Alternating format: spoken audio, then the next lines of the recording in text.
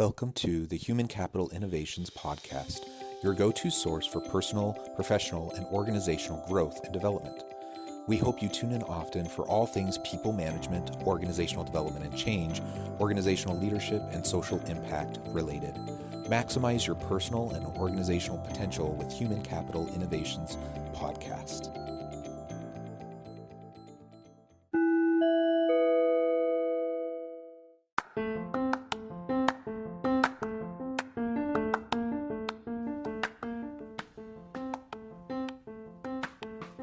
Welcome to the Human Capital Innovations Podcast. In this HCI podcast episode, I talk with Suzanne Tulien about personal brand leadership.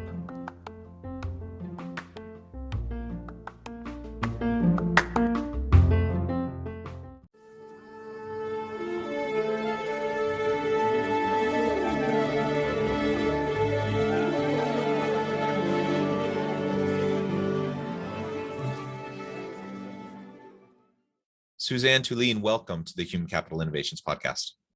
Thank you so much, John. I'm excited to come back.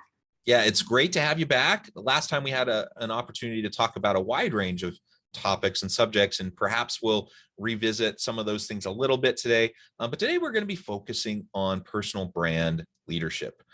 Personal branding, I think, is super important. You are kind of a self-proclaimed brand clarity expert. And so you have a lot of focus in this area. Now, obviously, that plays into our own personal brand. So me as a professional, how do I brand myself? How do I brand myself, when I'm on the job market? How do I brand myself to others when I'm networking on my team, et cetera? But I think there's also a broader application of this brand leadership, and that is thinking as a leader of a team within an organization, how do I create a narrative around what we are doing and what we're trying to create, and then selling that team brand or that organizational brand out to other key stakeholders. So we'll explore some of that as well as we jump on into the conversation. As we get started, I wanted to share Suzanne's bio with everybody. With over 2.5 decades of strategic communication, employee brand engagement, and internal brand development, Suzanne Tulien's inside-out brand building strategy creates the clarity and actions necessary for her clients to drive consistency, distinction, and advocacy long-term. Because of her brand DNA approach is radically different, she is paving the way companies and personal brands elevate their value position and actually reduce marketing costs while growing market share. She's co-founder of the Global Institute for Inspiration in 2011 and helped create the Most Inspiring Companies report, now published by Forbes.com. As an international speaker and certified trainer, she thrives in front of live audiences and in virtual environments. Again, wonderful to have you back. Thank you so much for joining me. Anything else you would like to share with listeners by way of your background or personal context before we dive on in? I think you've covered pretty much everything. I got nothing. Okay, wonderful. And the last time we talked, I think it was in May, if I'm remembering correctly, just in terms of life and career development, anything to report on the last 3-4 months? Just a lot more podcasts that I've been doing, because I did publish a book over COVID. That was my COVID quarantine project. That personal brand clarity was the book. And so still kind of on the book tour through these podcasts, and helping really talk about the real differences between the subject of marketing, or the function of marketing, and the function of branding, and clarifying what that is so people really understand the differences and they can leverage both to really get to where they want to be. But it's been a lot of fun so far, and I love being online, but my heart is on live stages, and I can't wait to get back out there. I know this past 18 months has been rough for, I guess I don't actually know, but I'm assuming you're an extrovert. You Yes. Certainly like to be in front of people when you're speaking. And it's tough, sharing, a nice conversation across a screen is still nice. It's nice that we have the technology to facilitate it, but we can't replicate the feeling of being in front of a crowd and having that interaction. It's just different. It's funny that you say I'm a type A, or I am a type A, and I am more of an extrovert than I am an introvert. But I tell you what, there are times when I need to be introverted. Sure, sure. And, Yeah. just for downtime and refueling. I only have so much people fuel, but when I'm on stage, I am on and I give it Yeah. all I've got. Right. So it's so funny. It just keeps making me think about this, the astrology book that I have, that you can pinpoint a day and year of your birthday. And they labeled my date and year that I am a selective exhibitionist. So, and it's so true, because I will sit back in even a networking environment and in bigger groups, and I'll just sit back and observe, right? And wait Yeah. until I feel the time is right to step in and, express what I need to express. But I'm not always on. That's for Yeah, sure. yeah. We're digressing a little bit, but this is an important thing to acknowledge. I was actually in a team meeting earlier today with my team, and kind of as icebreaker question to the beginning of our meeting, we were just asking about, do you consider yourself an introvert or an extrovert? And without fail, every single person, explained where they were on kind of the spectrum of introversion and extroversion. Most of them said they were like 75-80% extrovert, 25-20% introvert. And then me and one other person were like the opposite, where I'm like, I can be extroverted when I need to be, but like I'm more like 20-25% extrovert, 75-80% introvert. And anyways, we're all different. We all, in different situations, different contexts, we Well, tend it to brings up react differently. yeah, it brings up an interesting question. Can leaders be introverts? Are all leaders extroverts? Right? Yeah, and that's a good question. There's actually a lot of research on this, that it's kind of the old stereotype that, to be that charismatic leader, you have to be an extrovert. But studies have shown that's not true. And there's a wide range of different approaches and styles that leaders take. And what matters more is that you have the ability to be adaptive and flexible depending on the situation you find yourself in. So there are times that, yes, a leader will have to show extrovert tendencies and have the ability to network and interact and influence and those sorts of things. But yeah, people are on a spectrum, and there's not a one size fits all to leadership, for sure. And I think that's an important thing to remember. And frankly, that connects back well to the whole personal branding message, I think, because I portray a certain image. I do consulting work and things like this podcast, but I'm also a university professor. And so, around campus, for example, I'm kind of known in different pockets in different ways. And it's funny sometimes when I hear from people who they only know me on campus in a more extroverted kind of a way. And then all of a sudden they hear me talk about how I'm an introvert, or they observe me in a different context and they're like, huh, that's so weird. And the reality is, yeah, I have a different role in different situations. And so I play to, what's needed at the time. And I have to be able to, but I have to own that too. I have to be able to convey my own personal brand to those around me in a way that can foster trust and increase my ability to have impact and influence over others. And I have to be aware of like what other people expect, what other people are looking for. And that feeds into the narrative that I try to create around myself as a leader, or as, someone working collaboratively with people, either around campus or with other companies as a consultant, or whatever the case may be. That's a great segue into 3 key questions I always ask in the very beginning of my workshop, for my personal brand leadership workshop. And the first question is, how would you describe your unique leadership style? Like, what are the words you would use to bring about an understanding of your personality traits that you infuse into your delivery of leadership, right? That's a great one for people to really start thinking about, because a lot of them have never really fleshed that out. Like, what is my style? And in my program, it's called brand style, right? Your personal brand leadership style. And then the second one is, how would you answer the question, why should I follow you? Right? That's another great one. And then the final one is a little more fun, is if your leadership brand had a tagline, what would it be? Knowing that a tagline is really just the Witham statement, the what's in it for me if I were to follow you. Like, what is that? So, if you come up with something like that, it becomes almost like a little bit of a mantra for you Yeah. as a leader. Yeah. Yeah, I really like those questions. That's a good way. If for anyone listening, if you haven't kind of thought about your own brand leadership in the past, if you haven't thought about how you portray yourself to others in the past, you just kind of go about your day, you go about your job, and you just kind of hope that you have the impact that you want to have.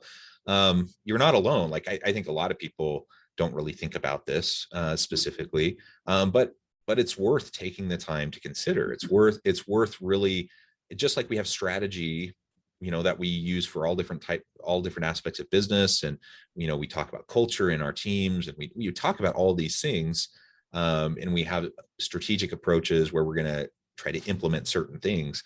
The same goes with our personal brand, our leadership brand, and how we convey ourselves to others, to key stakeholders. And I really like your question. As you were asking those questions, I was thinking about, how would I define my leadership style? And I'm a big believer in servant leadership.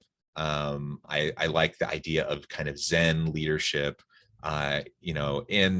and so, Zen servant leadership, I suppose, if I was forced to put it into like a short little phrase, is probably how I would convey myself. But then the question is, would people know what I'm getting at if I describe myself that way? And it's not necessarily for you to describe yourself that way, but for you to show up that way. It's installed in how you deliver what you deliver through all the strategies and the tactics that you want to get across to your teams.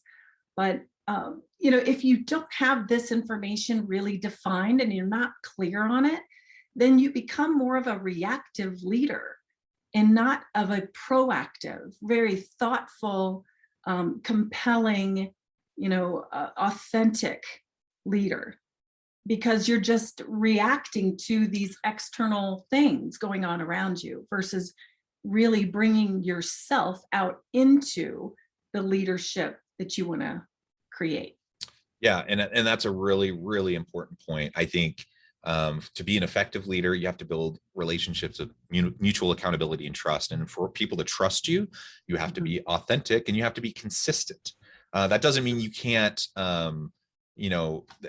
obviously there are different audiences, there are different stakeholder groups that you have to be different with different groups at times and portray, you have to act certain ways within different contexts. That everyone gets that, but you have to drive authenticity in how you interact with your people over time. And you have to be consistent, largely. Otherwise, people won't see you as credible. They will see you as what's the term? I mean, certainly wish-washy, reactive, I guess is what you said, that you're really just responding to the moment. I'm thinking of one leader in particular that I've worked with extensively, many good attributes, but kind of people consider him to be kind of a go after the low-hanging fruit, whatever's the most convenient. That undermines his ability to be effective in other areas, because that's his brand. Like over time, people just know him as, if it's advantageous in the moment, he'll do it. If it's not, he'll tell you one thing 1 minute, and then a day or a week later, he'll completely switch because no longer is it politically advantageous for him to do that or to support it. And it doesn't mean he's a bad guy. Many leaders do the same thing, but over time, that has become his brand, how he's known amongst his people, and that's problematic. Unpredictability is a big area where you cannot develop the trust.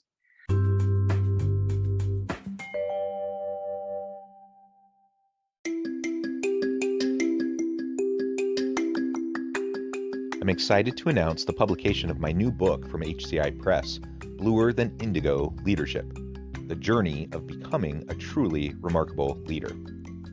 Early in my adult life, I learned about an Asian proverb that translates as bluer than indigo. If you think about the color indigo, it is a brilliant, deep, and vibrant blue, what some would call the bluest of blues. To have something that is bluer than indigo is rare and truly remarkable. Contrary to popular myth, there is no one-size-fits-all or cookie-cutter approach to effective leadership. There's no silver bullet, no secret sauce, no go-to model that will solve all of our problems. The truth is, great leaders have all had their unique strengths and flaws, and have all had to discover and then pave their own distinctive path in their life's journey to fulfill their leadership potential. Bluer than indigo leadership will help you discover your own path and explore those ordinary, everyday actions that will help you respond to an uncertain future and produce extraordinary results for individuals, teams, and organizations.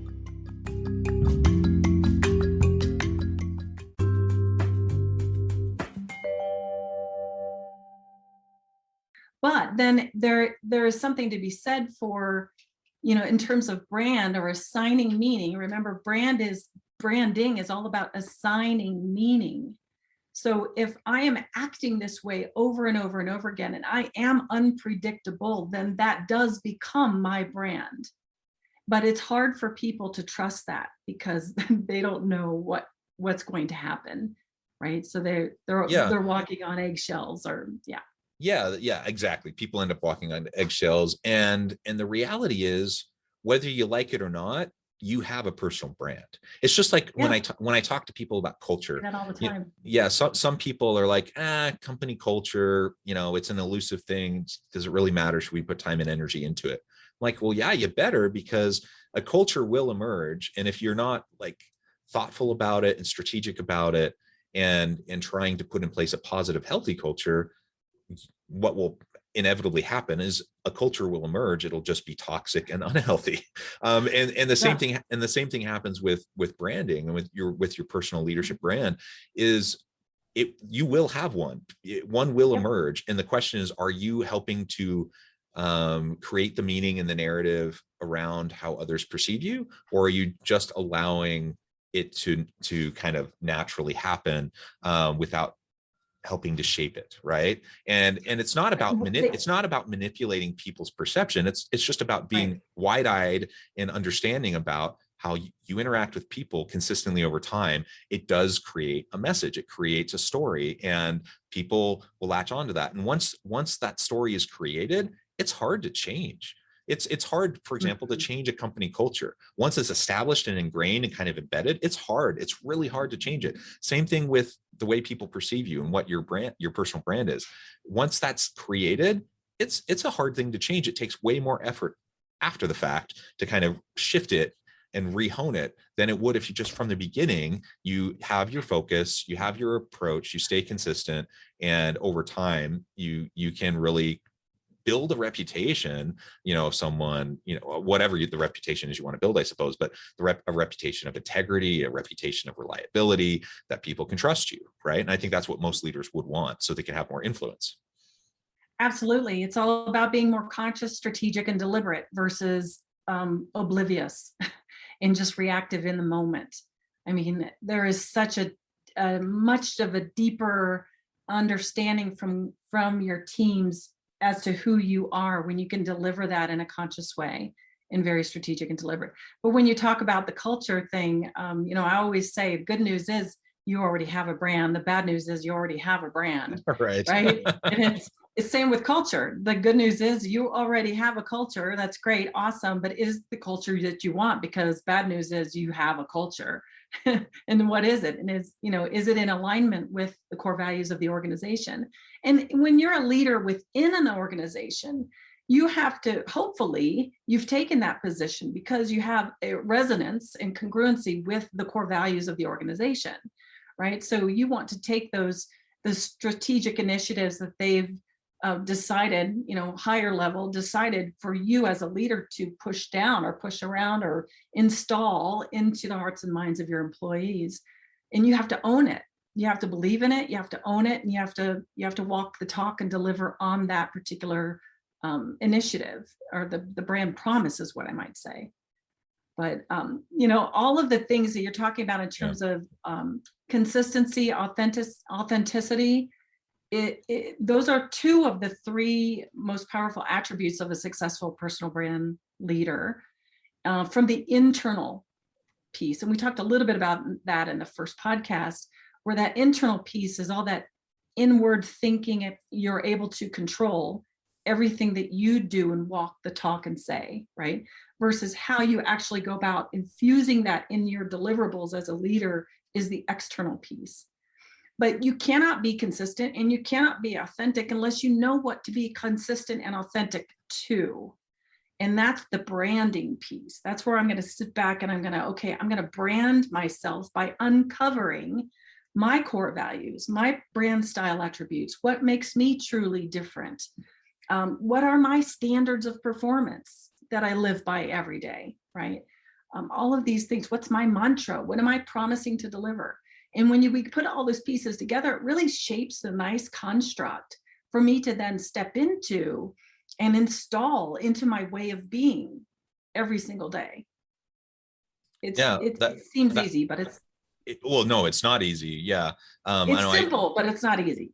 Yeah. And I say that a lot. I think it's one of those kind of constant refrains that I say on this podcast is it's not rocket science, but it's hard to do because you have to be consistent. And then executing anything well consistently over time is tough, right? Because we're human beings and we're fallible and we just, our attention gets distracted and, so it's hard to do. And nothing you just said is rocket science, but it is challenging. So what would you say to anyone listening who's thinking, yeah, this all makes sense. Yes, I know I need to do better. I need to be more deliberate. I need to be proactive about kind of creating my personal brand and leading out and helping to brand my team so that I can also help them to be more impactful in the organization. What are some of those first steps that someone needs to do to start really leading out in their personal brand? Well, when you uncover a set of 4 or 5 personal brand values, then you create that construct of that guiding principle that you want to step into and stay within that realm. I mean, core values is people, it's amazing how many companies have a set of core values, but they put them in a book on a shelf and put them away and they never talk about them. They're not infused in their narratives. They're not infused in their cultures, their systems and processes and operations. And they are so valuable to really make decisions based on what the set of core values are. That's how you create culture. Right? That's how you create your own way of being. I mean, I can be inundated with a bunch of decisions that I have to make as a leader, but I'm going to pull out my core values and review how I've defined them. And is this a fit? Does it resonate with me? And how would I lead my team into this through the filters of this core value or core values, right? So core values are, I think they're understated in terms of the importance of them because it really provides people something to hang their hats on, from you yourself as a leader, but to your team too. When you believe in this, you can instill this in them and they can all behave that way. And that's kind of your backbone for your reasoning to bring them along when you're enlisting. So the 3 external pieces versus those internal pieces, the external pieces are enlisting, equipping, and engaging. So you first have to enlist. You have to enlist the belief, your narrative into the hearts and minds of those people that you want them to follow you, right? So that's in and of itself a process. So how are you going to go about enlisting that? Well, you've got to think about the initiative that you're trying to lead upon, and then you got to think about those core values, and then you infuse that in through the initiative, and you could create a narrative for them to truly understand the connection and why they should believe this is true or that this is important for them and the company. So that's just one piece. Very well said. And as you were describing these core values, one of the things I think about is, and it comes back to your point about most organizations have a mission statement, a value statement. They have their core values and they're probably up on the walls, up on signs and banners, on the website, whatever. The question is it just something you proclaim and it's just kind of stated and then kind of set aside, or is it actually embedded throughout everything the organization does, right? And so as an individual, as a leader, I need to also think about my core values and think about them more than just something I can like pin on my cork board next to my desk.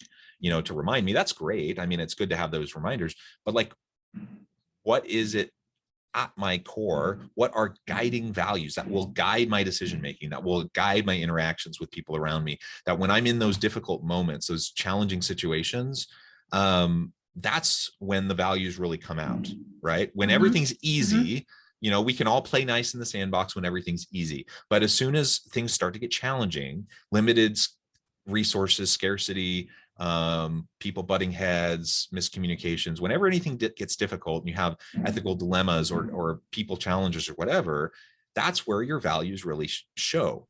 And so you need to have core values in place that are actually going to guide your behavior, guide your interactions, guide what you say and do.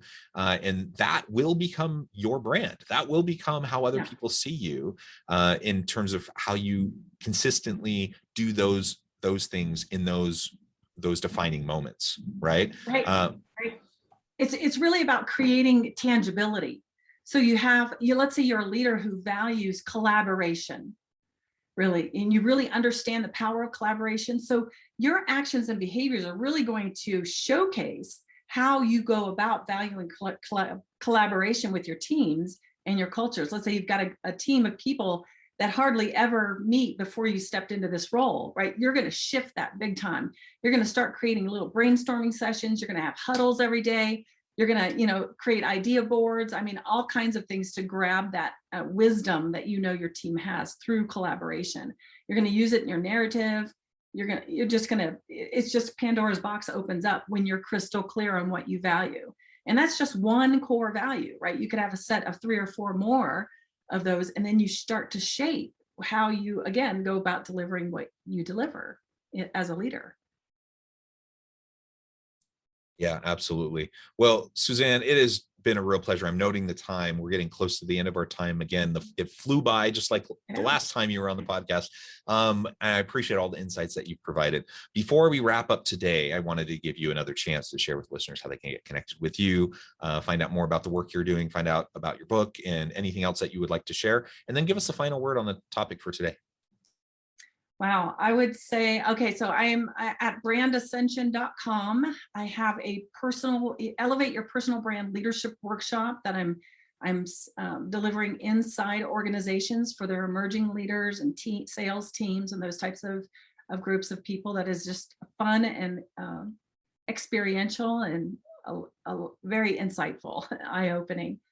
And I'm on Facebook, of course. My books are on Amazon. Brand DNA is my first book for corporate branding, and then my personal brand clarity book just published that in October, and that's also on Amazon.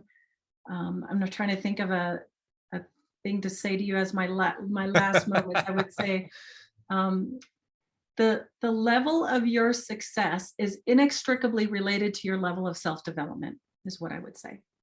That's an excellent last word. Excellent. Thank you so much, Suzanne. It's been a real pleasure. I encourage listeners to reach out, to get connected, find out more about what Suzanne and her team can do for you. Check out her books, check out her resources. So many great things that you do to help and support people in their own self-discovery and their own personal and career development. And as always, I hope everyone can stay healthy and safe, that you can find meaning and purpose at work each and every day. And I hope you all have a great week.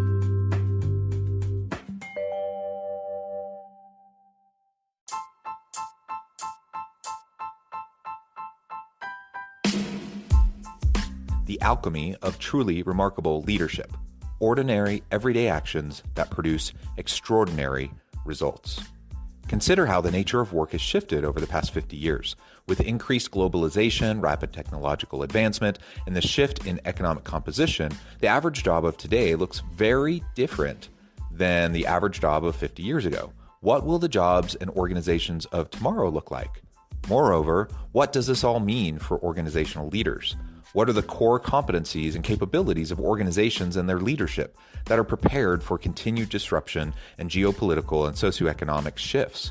Regardless of what the future holds, increasingly, leaders need to be socially minded, data-driven, decisive, champions of talent, and disruptors of the traditional notions of leadership, teams, organizations, and work. The alchemy of truly remarkable leadership will help you to explore your own leadership competencies and capabilities and consider ways to apply and implement them into your workplace and personal life.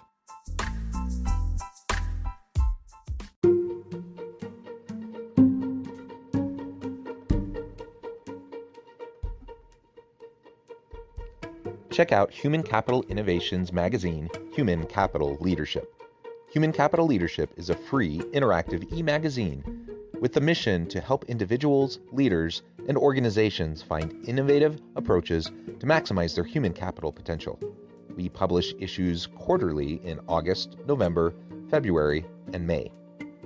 Take a look at the latest issue and let us know what you think.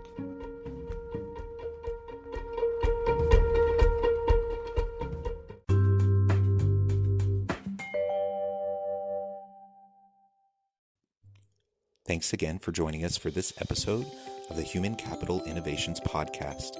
I hope you stay healthy and safe and that you have a great week.